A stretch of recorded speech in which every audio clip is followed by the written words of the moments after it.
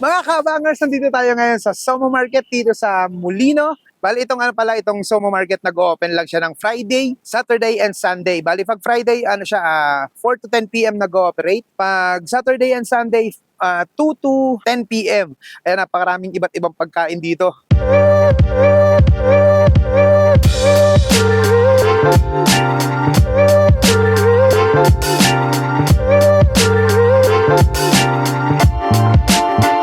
Tara, tikman natin ang iba't ibang pagkain ng Somo Market. Let's go!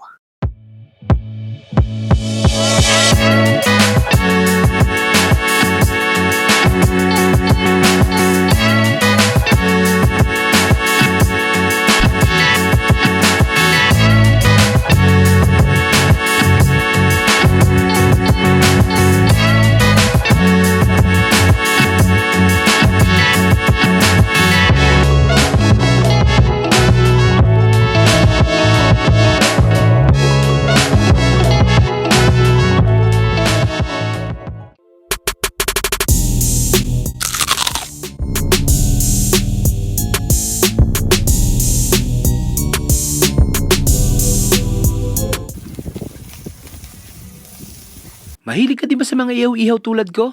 Tara, umpisa natin ang pag-iikot dito sa Somo Market kay may ihaw-ihaw.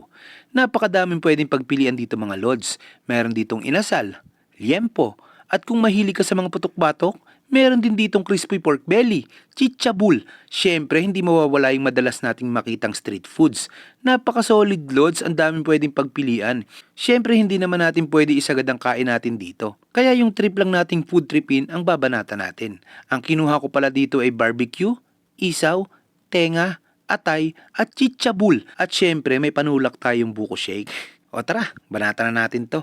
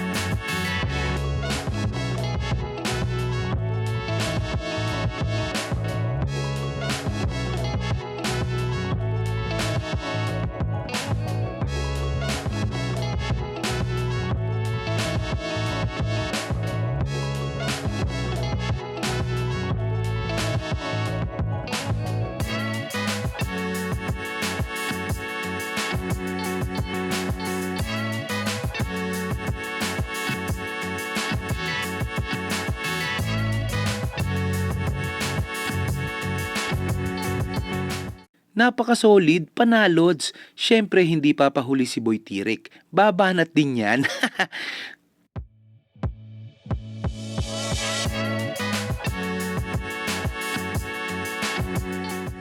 Grabe, hindi halatang gutom ha.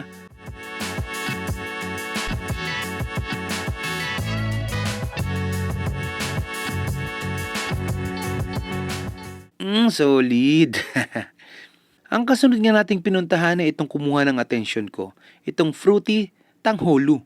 First ever sa Philippines yan. Wala ka pang makikita sa iba niyan mga lods. Dito lang yan sa Somo Market. Ewan ko, balitaan niya ako pag may nakita kayong iba. Comment nyo sa comment section. Kasi nag-originate talaga yan sa ibang bansa. Sobrang sarap nito mga lods. Reka ko sa inyo pag napadaan kayo dito, itong very berry at fruit fusion. Grabe ang sarap. Bali yung paggawa pala dito ay binalutan ng sugar na pinatigas. Parang ganun. Sarap. Huwag nyo palampasin to pag napadaan kayo dito sa Somo Market. Solid yan, lods.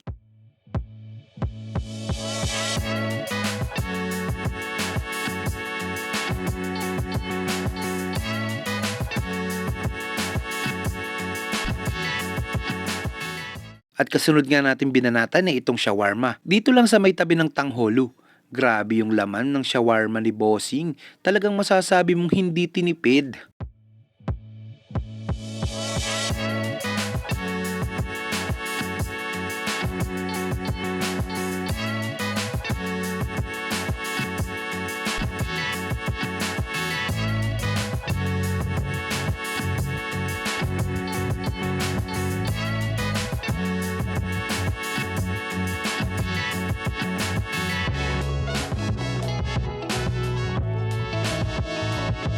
Sarap, panalods. At pagkatapos nga niya, na-erekta tayo sa Chichaw Fried Noodles.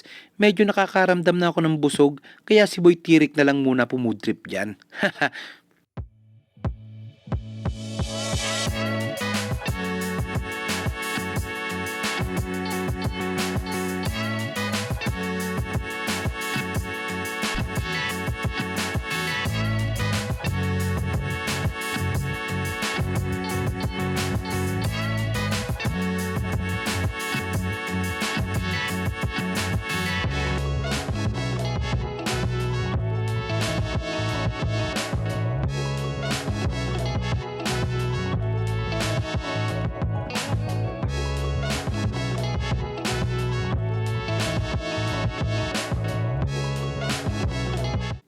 No reaction. At habang naglalakad kami, nakita namin tong nakikita na din natin sa mga social media.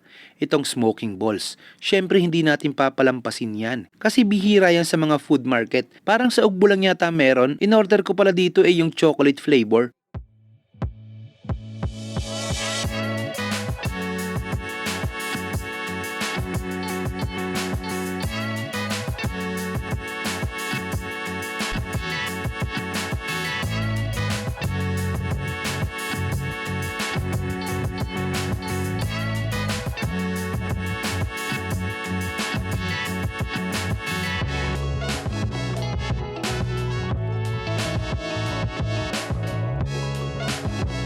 Grabe, pagsubo ko pa nga lang parang dumikit sa dila ko.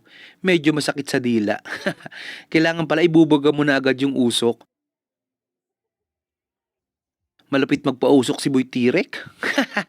Kung pupunta kayo dito, tirahin nyo rin yan mga lods, solid yan. Dumaan din pala kami sa K-Egg, si Mrs. na lang kumain dyan. Napuruhan yata ako sa ihaw-ihaw kanina. Naramdaman ko na yung busog, solid din dyan mga lods. Nakakatakam, kung di pa ako busog, ibabanatan ko din yan. Let's go. Let's go. Let's go. Oh, punit pati papel. Init. Dahil nabitin si Boy Tirek, bumalik siya dun sa shawarma kanina at siya naman ang bumanat. Oh.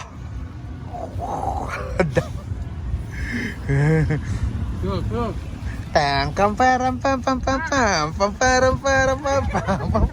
At ang panghuli natin banat, buko juice. Grabe, sobrang dami yung pwedeng pagpilian. Tingin pa lang talagang mabubusog ka na. Bisitahin nyo na ang Somo Market mga lods, isama mo na ang buong pamilya. Dahil hindi lang mga pagkain na makikita mo dito, may mga iba't ibang pwedeng pagtripan. Meron din diyang mga physical activities para sa mga bata. Meron din diyang mga damit, sapatos at kung ano-ano pa para sa mga ate at tita mong kikay. At sa kuya at tita mong music lover, may band din dyan nagpe-perform. Kaso di na kami umabot ng gabi. Pagdating sa parking space lods, magsawa ka. Napakalawak ng parking space dito. O ano pa hinihintay nyo? Bisitahin nyo na ang Somo Market, isama mo na ang buong pamilya. O paano? Hanggang susunod nating food trip, paalam!